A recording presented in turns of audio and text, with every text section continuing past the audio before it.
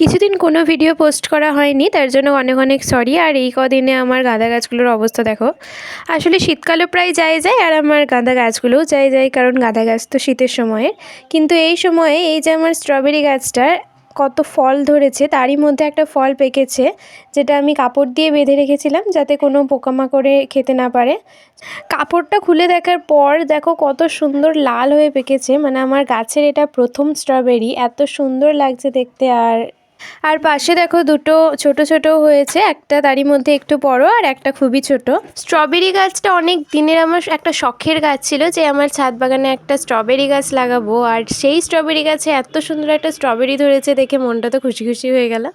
তো আমি এই স্ট্রবেরি ফলটা প্রথম ট্রাই করব। তোমরা কে কে আগে স্ট্রবেরি ফল খেয়েছো কমেন্টে জানিও, আর কাদের কাদের বাড়িতে স্ট্রবেরি গাছ আছে সেটাও কমেন্টে জানিও।